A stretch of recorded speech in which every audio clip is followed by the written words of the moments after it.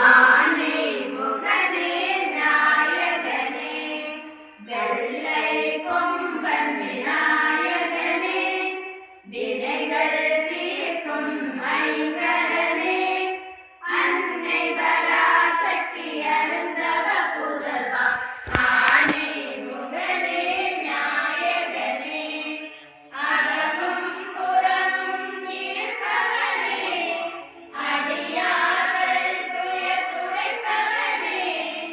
ஆற்றோரத்திலும் குளக்கரை தனிலும் அமர்ந்த காட்சி புரிபவனே